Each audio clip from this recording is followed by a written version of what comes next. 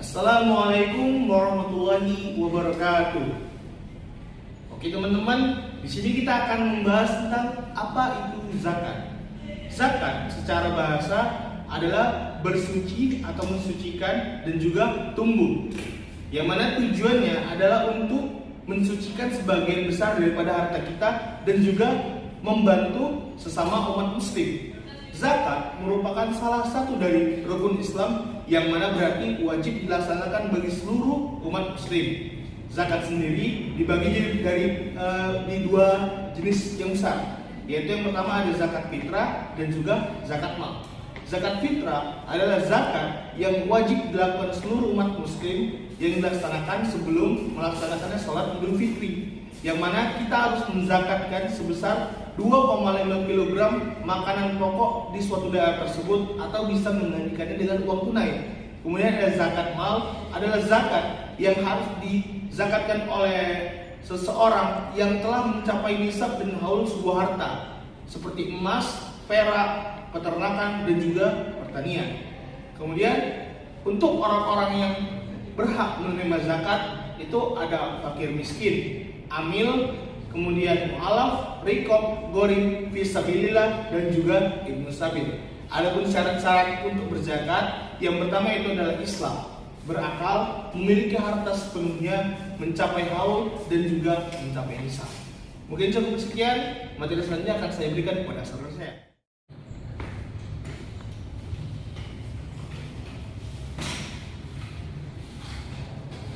Saat ini masyarakat untuk melakukan pembayaran kewajiban zakatnya tidak harus datang ke masjid dikarenakan adanya e-zakat. E-zakat ini adalah ekosistem pengelolaan zakat yang memanfaatkan teknologi, informasi, dan komunikasi. Masyarakat tidak harus lagi datang secara fisik ke counter amil atau masjid, namun dapat menunaikan kewajibannya dengan aplikasi seluler, situs web resmi, QRIS, dompet digital, e-wallet maupun mobile banking. Bagaimana status hukumnya? Status hukumnya adalah sah.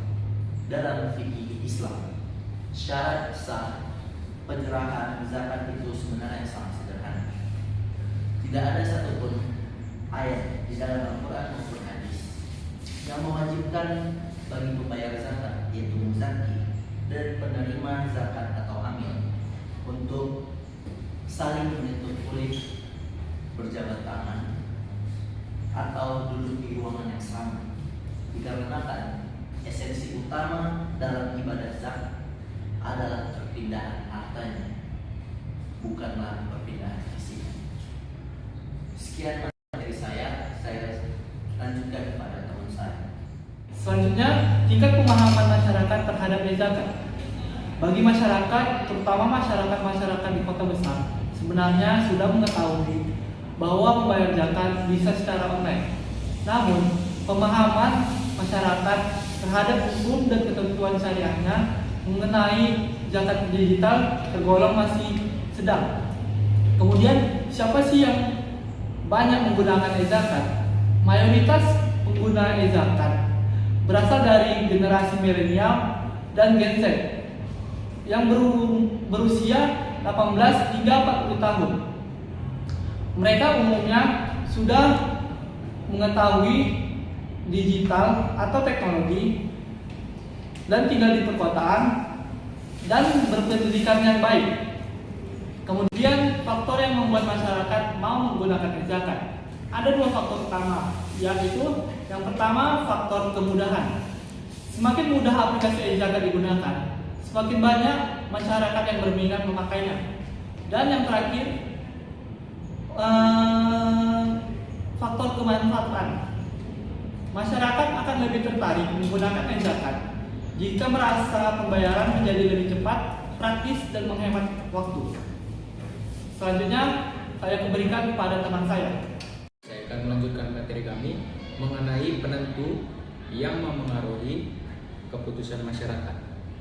Sebelum masyarakat memutuskan beralih dari zakat konvensional ke era zakat digital atau e-zakat, terdapat matriks prioritas yang mereka pertimbangkan untuk mereka beralih kepada e-zakat.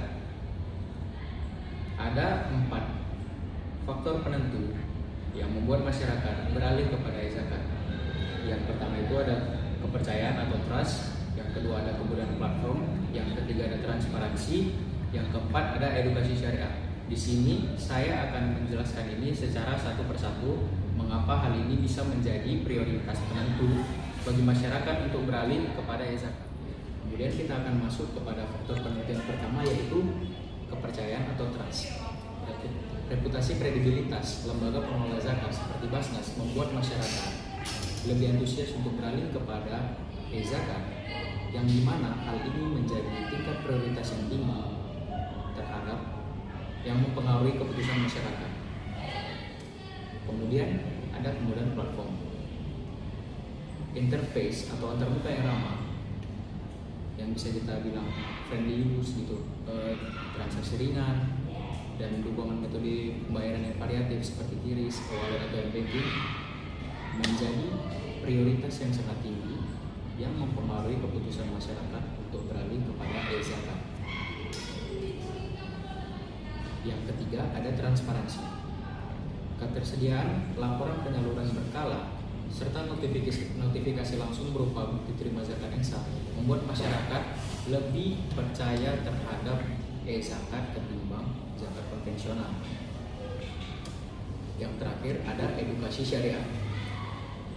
Intensitas pemerintah dalam melakukan kampanye digital resmi mengenai keabsolutan zakat online mempengaruhi minat masyarakat dalam penggunaan platform e-zakat.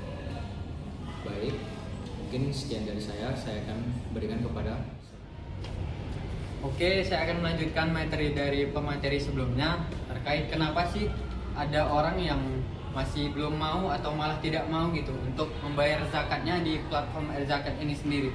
Padahal e-zakat ini sudah dikelola oleh lembaga yang berkompeten di bidangnya seperti Basnas, Badan Amil Zakat Nasional, kemudian LAS, Lembaga Amil Zakat Nasional.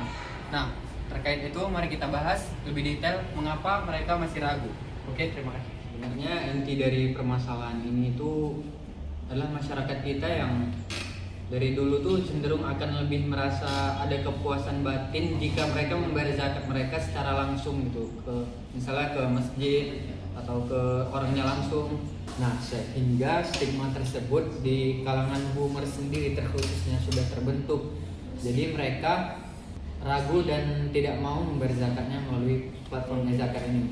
Nah, solusinya adalah platform online itu sendiri lebih baik harus mengadakan atau membuat fitur doa setelah pembayaran zakat itu selesai, sehingga membuat adanya kepuasan batin terhadap orang yang membayar zakat tersebut.